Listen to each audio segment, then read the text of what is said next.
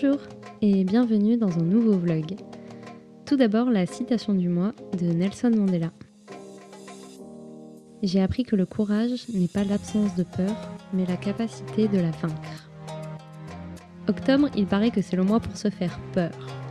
Ici, on part sur une flippette de première et marathons de films d'horreur ou autres histoires glauques ne sont pas vraiment de la partie. Par contre, je me suis dit que c'était l'occasion d'en parler, de la peur. Et j'ai posé la question autour de moi, qu'est-ce qui te fait peur ? Comme pour beaucoup, ma plus grande peur, c'est de perdre. Perdre dans tous les sens du terme. Ne pas y arriver, oublier quelque chose, mais surtout perdre quelqu'un. Alors, du coup, moi j'ai peur des côtés néfastes de ma personnalité et donc peur de moi-même. L'une de mes plus grandes peurs, c'est d'être abandonnée, de laisser quelqu'un rentrer dans ma vie et qu'il me laisse du jour au lendemain. C'est pour ça que c'est très difficile pour moi de m'ouvrir à une personne et de laisser quelqu'un rentrer dans ma vie. J'avoue que ce qui me fait vraiment peur, c'est j'ai la trouille de l'avenir. On sait même pas ce qu'on sera dans une semaine, rien que ça. J'ai peur de demain, la peur de la violence, la peur de l'avenir, parce qu'on vit dans un monde vraiment... Moi, je veux vivre dans le monde des bisounours, c'est pas dans un monde comme ça. Des serpents, j'aime pas ça, ça m'écoeure. Les serpents, reptiles, lézards, tout ça là. En fait, moi j'ai peur de la bêtise des gens.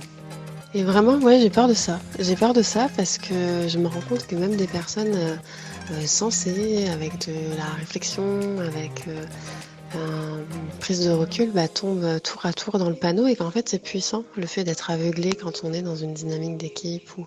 Voilà, c'est ma thématique du moment. Et ouais, je pense que ça fait flipper de se dire qu'on peut être tous aussi cons, quoi. En y réfléchissant, j'ai remarqué que j'avais plein de peurs. Il y a celle qui m'effraie un petit peu, conduire, prendre la parole en public, les insectes. Ensuite, il y a celles auxquelles je ne veux pas penser.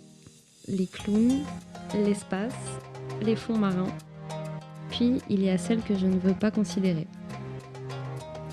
Être seul, perdre quelqu'un, oublier. La peur, elle peut prendre plusieurs formes et elle a surtout plusieurs sources. Pendant longtemps, je me disais qu'il y avait deux types de peurs, celles qui sont rationnelles et celles qui ne le sont pas. Par exemple, les phobies. On parle de phobie pour une peur irrationnelle dans une situation particulière qui se caractérise surtout par de l'angoisse. Je n'aurais pas de conseils à donner pour gérer une phobie. Mais pour ce qui est des peurs, je sais pas vous, mais moi personnellement, j'en surmonte tous les jours, même des petites. Et plus particulièrement ces derniers temps. Alors qu'est-ce que l'on peut faire ? N'attendez pas un conseil magique, parce qu'au troisième vlog, vous l'aurez compris, on pose beaucoup de questions mais on ne donne pas beaucoup de réponses.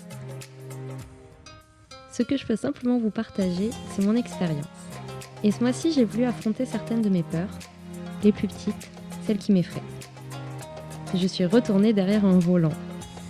Ça peut vous paraître dérisoire ou pas exceptionnel, mais après des années sans conduire et encore moins conduire seule dans un véhicule, c'était quelque chose que j'appréhendais énormément. Une peur parmi d'autres. Affronter cette peur, je crois que quelque part, ça m'a donné la sensation d'avoir du contrôle à une période où parfois j'ai l'impression que l'on n'en a pas tant que ça. Et clairement, je ne suis pas prête pour de la plongée, à devenir astronaute ou encore à perdre quelqu'un que j'aime. Mais en retournant derrière le volant, j'ai fait un petit pas pour moi et j'ai fait preuve d'un peu plus de courage.